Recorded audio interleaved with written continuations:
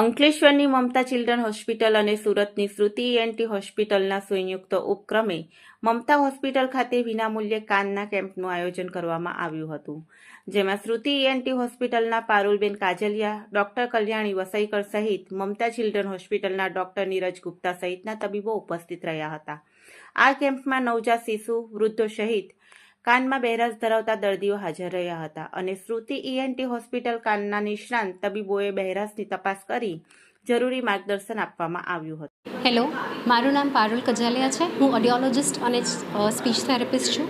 અમે મમતા ચિલ્ડ્રન હોસ્પિટલમાં શ્રુતિ ENT હોસ્પિટલના કોલેબોરેશન સાથે એક આજે વિનામૂલ્યે કેમ્પ કર્યો છે, જેના દ્વારા અર્લી આઇડેન્ટિફિકેશન અને અર્લી ઇન્ટરવેન્શન પર અમે વર્ક કરવા માંગીએ છીએ.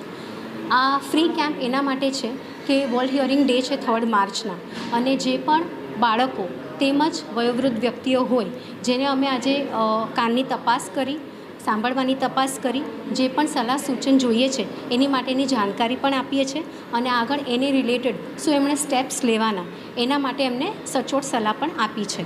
તો તમે પ્લીઝ આ નિહાળવાના હો ને કંઈ પણ જરૂર હોય તો પ્લીઝ આ કેમ્પનો લાભ લેજો. Thank you very much. મારું નામ પંકજ શાંતિલાલ જાની છે. હું આ કાનનો કેમ્પ હતો એમાં બતાવવા આવેલો.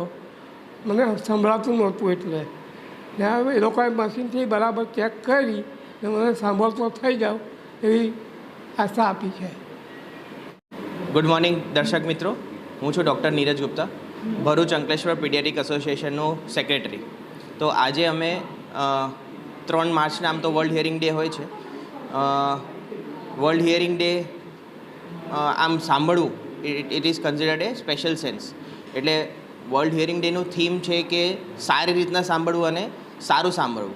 તો બહુ બધા નવજાત શિશુ ગવર્મેન્ટ ઓફ ઇન્ડિયાના ગાઈડલાઇન્સ મુજબ બધા નવજાત શિશુ જેનો જન્મ થાય એમનું બીજા કે ત્રીજા દિવસે કમ્પલસરી હિયરિંગ અસેસમેન્ટ કે બરાબર સાંભળે છે કે નહીં એનું ટેસ્ટ થવું જોઈએ. એ કમ્પલસરી છે, કારણ કે બહુ બધા બાળકો એવા હોય છે જેને ભલે આપણને લાગતા હોય સાંભળતા હોય પણ એ કદાચ ઓછું સાંભળતા હોય. એના લીધે બહુ બધી બીમારી આપણે ટાઈમસર અગર એની તપાસ કરીએ તો એ બધી રોગચાળો આપણે અટકાવી શકીએ. તો એની માટે અમે આજે મફત હિયરિંગ અસેસમેન્ટ કેમ્પ રાખેલું છે.